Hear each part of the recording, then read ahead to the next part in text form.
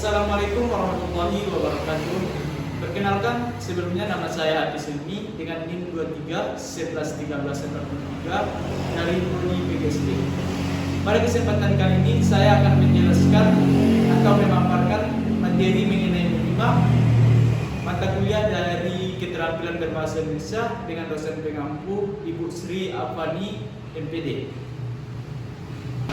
Pada kesempatan kali ini saya akan membahas mengenai topik menyimak.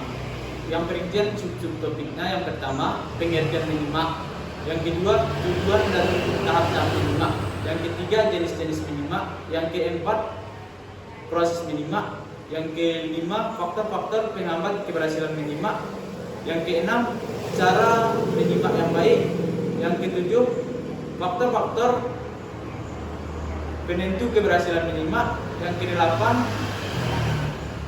cara meningkatkan perilaku menyimak, yang ke-9 strategi menyimak di sekolah dasar. Pada kesempatan kali ini kita akan membahas subtopik yang pertama, yaitu pengertian menyimak. Menyimak adalah kegiatan mendengarkan dengan penuh perhatian dan pemahaman untuk menangkap dan memahami pesan atau informasi yang disampaikan oleh orang lain. Menyimak merupakan bagian dari interaksi dalam berkomunikasi. Yang kedua adalah subtopik tujuan dari menyimak.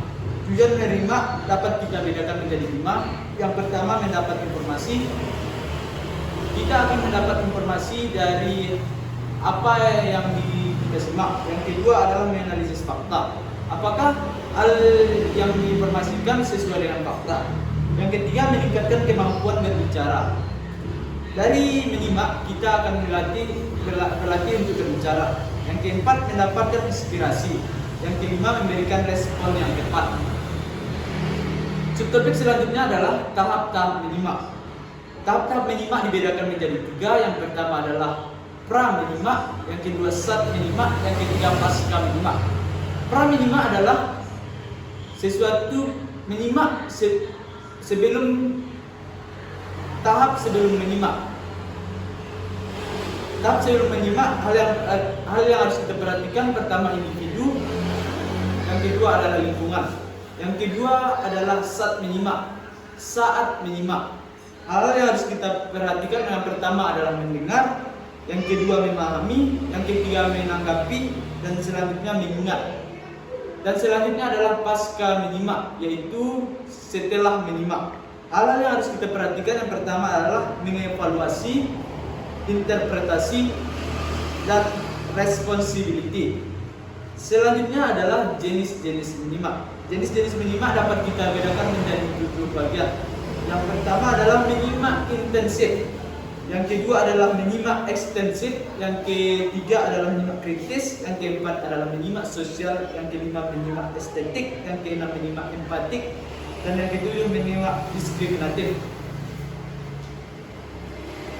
Subtopik selanjutnya adalah kita akan membahas proses menyimak.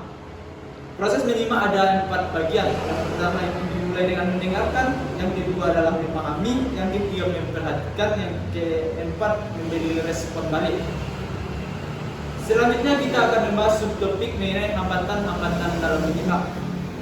Hambatan dalam menyimak atau faktor-faktor hambatan dalam menyimak dapat kita bedakan menjadi 2. Yang pertama adalah faktor lingkungan. Faktor lingkungan berarti adalah area yang ada di sekitar si menyimak.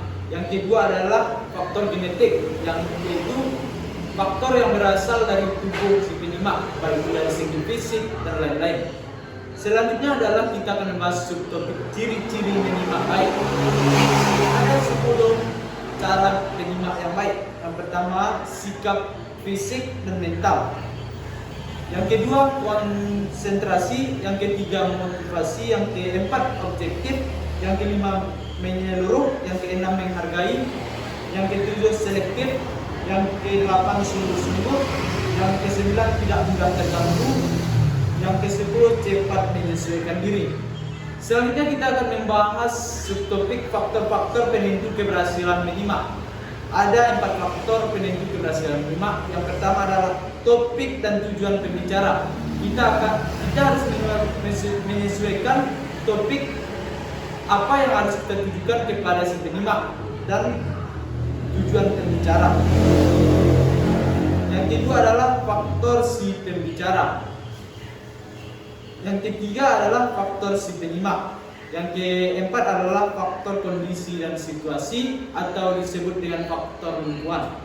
Selanjutnya adalah kita akan membahas subtopik mengenai cara meningkatkan perilaku yang menyimak. Ada 4 cara dalam meningkatkan perilaku menyimak. Yang pertama adalah memahami maksud pembicaraan, yang berarti tujuan dari pembicaraan tersebut. Yang ketiga, menghindari tergesa-gesa.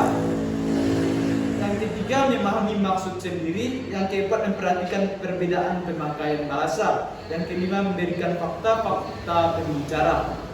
Selanjutnya kita akan membahas subtopik strategi menyimak untuk sekolah dasar. Ada 6 strategi menyimak untuk anak sekolah dasar. Yang pertama adalah strategi simak ulang ucap.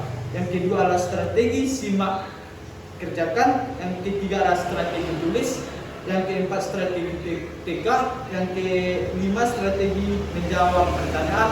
Dan yang keenam atau yang terakhir adalah simak berantai. Mungkin sekianlah pemaparan materi dari saya. Kalau ada kata-kata saya yang salah, saya minta maaf. Saya akhiri dengan Assalamualaikum warahmatullahi wabarakatuh.